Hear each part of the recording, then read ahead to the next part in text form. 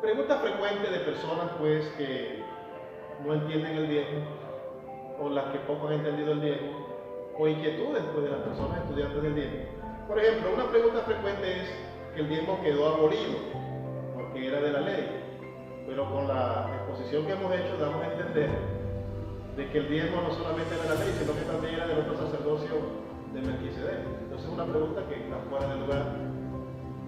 Deduzco yo que por falta de conocimiento, por ignorancia, las personas hacen este tipo de preguntas. Otro de las preguntas o cuestionamientos es: ¿el diezmo era solo para la nación de Israel? Es totalmente incorrecto, porque si nos vamos al pie de la letra, Abraham, cuando diezmó a Melquisedec, Abraham era gentil. De ahí Dios nos llama para formar un pueblo, pero Abraham era gentil. Y en el Nuevo Testamento se da mandamiento, pues, o sí, se sigue la ordenanza del diezmo, y la iglesia y el reino de Dios ahora abarcó también a los gentiles. Entonces, de manera que el diezmo es para todos los pueblos, para todas las naciones. Es una doctrina universal del Señor. Otra de las preguntas frecuentes es: ¿el diezmo en el Antiguo Testamento era solo agrícola y de animales? Hay gente que dice esto: el diezmo solamente en el Antiguo Testamento era agrícola y de animales. Pues permítame decirle que en el Antiguo Testamento, no solamente en el orden levítico, no solamente era agrícola y de animales. Pastor, muestre un texto. Claro que sí, vamos a mostrar un texto. Por ejemplo, segundo libro de Crónicas 3, 31, 15, dice: y cuando este edicto fue divulgado, los hijos de Israel dieron muchas primicias de grano, vino, aceite, miel y de todos los frutos de la tierra. Trajeron asimismo abundancia, los diezmos de todas las cosas. Note bien que ahí se habla animales, de frutos de la tierra, y también se enfatizan los diezmos de todas las cosas. Entonces, no solamente son rubros alimenticios o productos agrícolas, animales, sino también incluso hasta dinero, porque todo abarca todo. Y en el antiguo pacto, en la antigüedad, en los tiempos del desierto, también había dinero. Entonces, esa pregunta ya es respondida, y en el Nuevo Testamento más fuerza tenemos, porque Pablo habla del financiamiento, de lo que anuncian el Evangelio, del Evangelio. He despojado otras iglesias por pedir los salarios, que habla de una remuneración financiera. Gloria al Señor. Otra de las inquietudes que la gente tiene: ¿el diezmo es algo obligado? No. Ciertamente en el orden de Levítico, Dios forzaba, o no vamos a utilizar el término, Dios hacía mucho hincapié, y hay muchísimas ordenanzas del diezmo en el orden sacerdotal levítico, pero igual, Dios nunca obligó quitándole la vida a alguien por el diezmo. En el Antiguo Testamento se habla que si no diezmaban recibían maldición, porque es algo que le pertenece a Dios. Pero tampoco era algo obligado, mucho menos en el Nuevo Testamento. Hay personas que preguntan también: pastor, ¿y Jesús, en los tiempos de Jesús se diezmaba cuando estuvo Jesús en esta tierra? Tenemos que considerar que Jesús vino a la tierra cuando ya caducaba un ministerio. El sacerdocio levítico, cuando llegó Jesús, ya estaba por vencerse.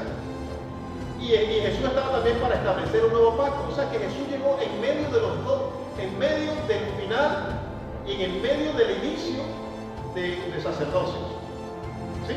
Entonces, Jesús hablaba, por ejemplo, en Mateo 23, dice Jesús de los fariseos: vosotros que diezmáis el eneldo, la ruda. Jesús estaba claro que en ese tiempo se había que diezmar. ¿Sí? Pero algunos dirán: pastor, ¿pero por qué no recibió Jesús el diezmo? Porque Jesús, por eso le digo, estaban entre esos dos fuegos, entre esos dos sacerdocios. Estaba en la mitad. Jesús estaba terminando un sacerdocio, vino a cumplir la ley, y estaba por iniciar el nuevo sacerdocio. Sin embargo, cuando Jesús envía en la iglesia, otro de los aspectos es que la iglesia no había iniciado. Y el diezmo de la gracia, el diezmo del orden de Melquisedec, es para el tiempo de la gracia. Entonces, ¿qué hacía Jesús? Por ejemplo, en Mateo capítulo 10, mis seguidores, capítulo 10, los seguidores del canal Azusa Conference, versículo 10, cuando fueron enviados, gloria al nombre de Jesús, los 12, dice la Escritura, no os proveáis de oro, ni de plata, ni de cobre vuestros cintos, el versículo 10, ni de alforja para el camino, ni de dos túnicas, ni del calzado, ni de bordón, porque el obrero es digno de su salario. Cuando el Señor enviaba a los discípulos, a sus apóstoles, a los 12 los envió, a que fueran a buscar a los hijos de Israel, Jesús ahí estaba trabajando como sacerdote. Porque él es sacerdote, él es un sacerdote según el orden de Melquisedec. ¿Sí? Y entonces ya él estaba mostrando su gracia para con las personas. ¿Por qué su gracia, pastor? Porque también vino a cumplir la ley. Porque la mujer que tenía el flujo de sangre le dijo, tu fe te ha salvado. ¿Sí? La mujer que estaba en adulterio le dijo, nadie te apedreó, yo tampoco te juzgo. Y Dios, Jesús estaba mostrando su gracia, pero también estaba cumpliendo la ley, pero mostrando, insisto, señales de la gracia, que la gracia ya venía pronto, venía en el futuro.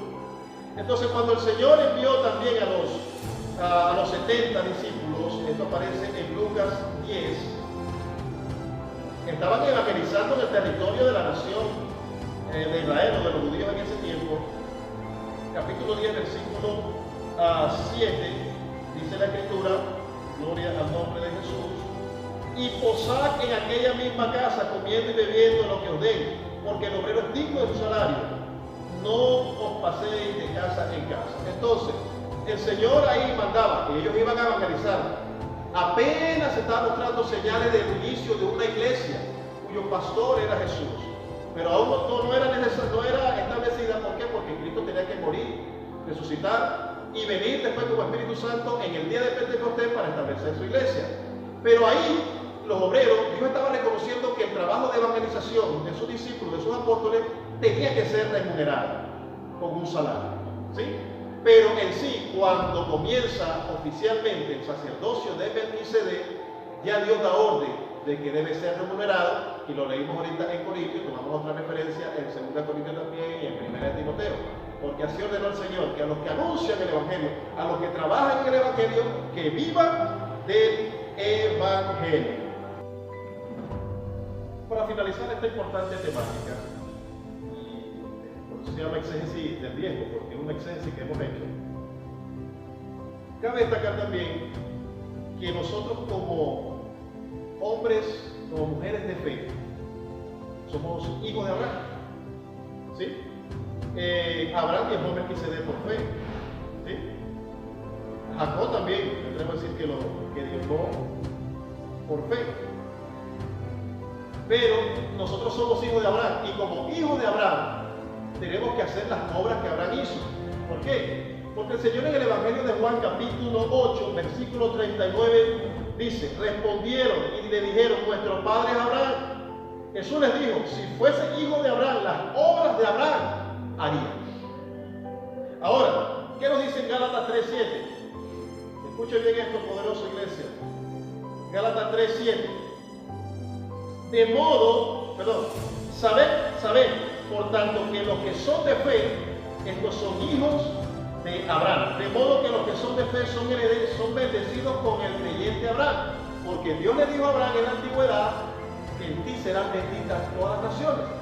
Hijos de Abraham no solamente son los que descienden según la carne, los judíos de sangre, los israelitas de sangre, sino también los espirituales, los hijos de Dios espirituales. ¿Por qué? Porque todos los que son de fe son hijos de Abraham. Y si somos hijos de Abraham, tenemos que hacer las obras que Abraham hizo. ¿Y qué hizo Abraham? Abraham diezmó. Bueno, de esta forma hemos terminado esta ponencia, exégesis del diezmo. Te invito a verla, a analizarla, texto por texto, según lo que hemos manifestado acá. Y deja tu comentario. Suscríbete al canal de Sosa Conference si no lo has hecho. Serás bienvenido a este gran equipo.